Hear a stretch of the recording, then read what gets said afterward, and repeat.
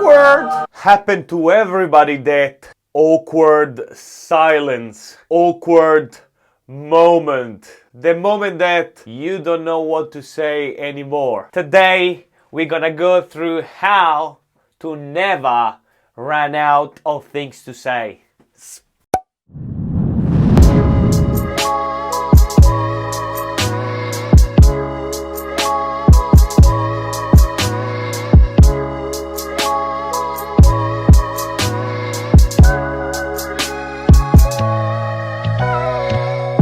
Every time you go to a networking event, you go on a date, you are on a family dinner, happen all the time, especially when you get introduced to a lot of new people, that you ran out of things to say and you feel a little bit awkward. So today I'm gonna give you a few tips where you always got something in your pocket all the time for every situation. Tip number 1. Complimentary cold read. What does that mean? You just have a look at the person and you just try to guess. But even if you get it wrong, give you more conversation material. I'll give an example. Hey, you look very strong. What do? Are you into fitness? You go to the gym? Oh, thanks. No, I just like to go to do a workout. But, I studied sports science a long time ago. Oh, you have a very nice smile. Let me guess. Do you work with kids? Are you in sales? Give you more conversation material. And usually the reaction is like, oh, thanks. This is gonna give you more conversational material. Tips number 2. Ask open-ended question. I'll give an example. Instead of asking, are you from Melbourne? Yes. Are you a nurse? Yes. So this is more closing question. But if you ask the same question with an open-ended question, this is gonna give you more conversational material like, you from Melbourne, how do you like Melbourne? Open-ended. Oh, another question you can ask is, which passion project are you working at the moment? Open-ended. So they naturally go and start to talk about themselves of something they feel comfortable to talk about. Instead of asking a closing question, ask open-ended question that is never an end. So instead of asking, are you from Melbourne? You ask, how do you like Melbourne? Open-ended. Tip number 3.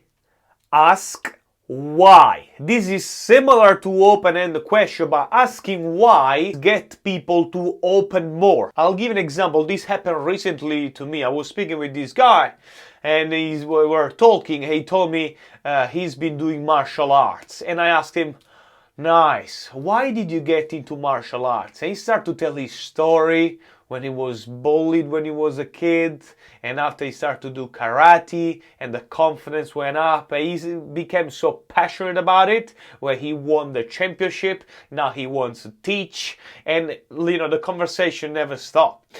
Asking why actually help people to open about themselves, but please do not exaggerate, because after it becomes like an interview. Oh, do you eat pasta? Why? That's weird.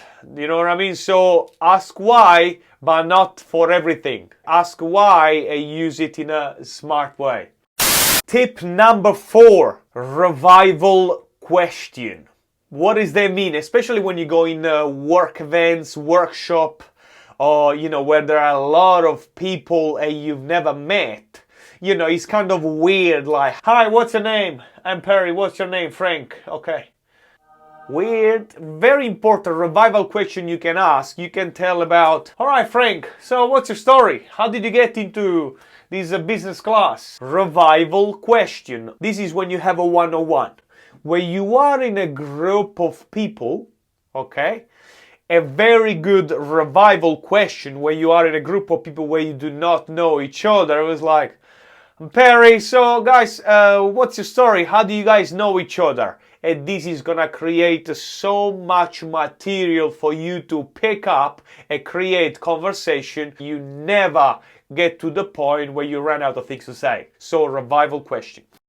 Tips number 5, and I've got this from science. This is called the pratfall effect. Means people become more likable when they are not too perfect. I'll give you an example. If you come across to, yes, I do this, I'm the CEO, I do this, and I make this money, blah, blah, blah, kind of make people not feel comfortable to connect with you.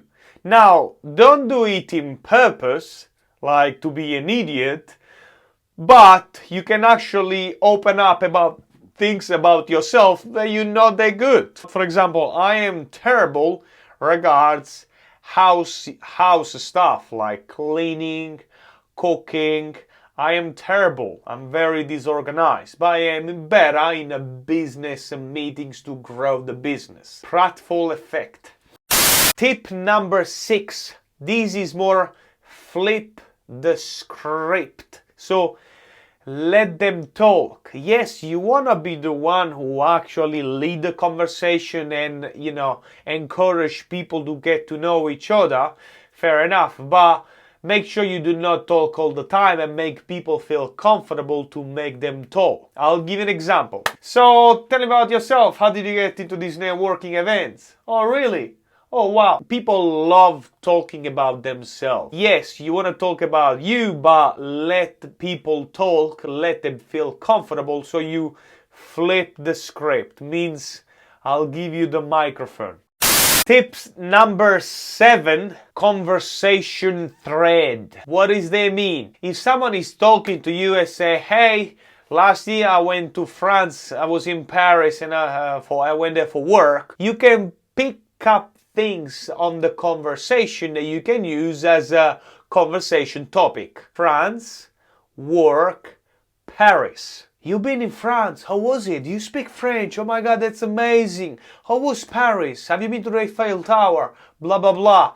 And you went for work. What did you do there for? Oh, wow. For how long did you stay? So this is going to give you a lot of topics to get the conversation going and avoid all that awkward silence. I hope all of these tips help you to avoid awkward conversation. Let me know in the comment below if you have any more tips I can add. Please push the like button for the algorithm. Come on, brother, you got this. And I want to say thank you, everybody. We just hit 1,000 subs.